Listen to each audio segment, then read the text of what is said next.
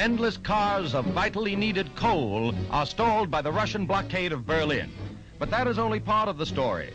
As the red noose is drawn closer about the western sector of the capital, switches are pulled on generators, and the fuel famine forces drastic power cuts.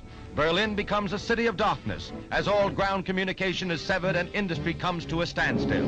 But the Western Allies fight back with an airlift of 450 flights daily, carrying thousands of tons of food into the beleaguered capital, flying an air corridor threatened by red fighter planes. Backing up the shuttle are 60 B-29s, which arrive at an airfield in England, a base from which American planes once bombed Germany. Now these Yanks may fly on a mission of mercy, the feeding of hungry Germans in Berlin. These are the men whose nerve-wracking job it may be to fight their way through weather and red obstruction. So grave is the crisis that General Clay is recalled to Washington to report on the situation. He is greeted by Secretary of the Army Royal and then is welcomed by Chief of Staff Omar Bradley. On his shoulders may rest the responsibility for peace or war, and the Commander-in-Chief at the White House awaits his appraisal of the most explosive situation yet in the struggle between East and West.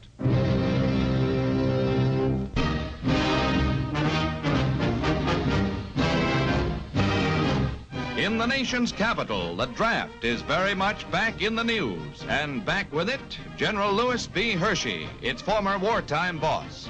To newsmen, General Hershey explains the regulations of the new draft setup, which will bring our armed forces up to authorized strength.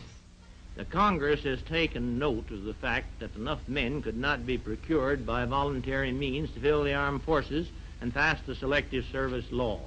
To carry that out, a registration has been called for starting on the 30th day of August. All men between 18 and 25 will be required to register. I repeat, all men. This includes veterans as well as members of the National Guard and the organized reserve of the Army, the Navy, the Marine Corps, and the Coast Guard.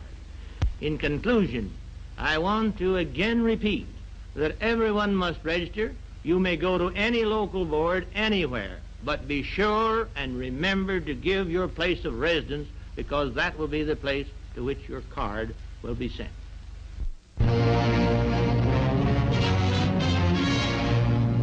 Following a year of investigation, 12 top communists in this country are rounded up.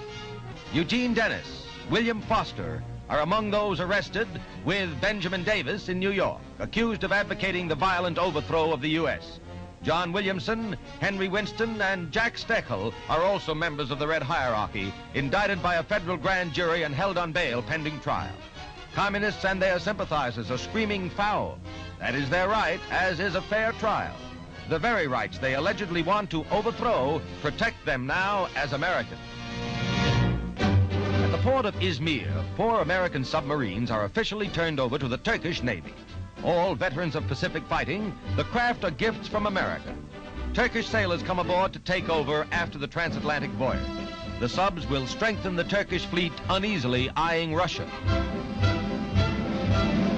In the final act of transfer, the Stars and Stripes come down, a flag that scourged the Jap fleet in the Pacific. The Turkish standard is raised.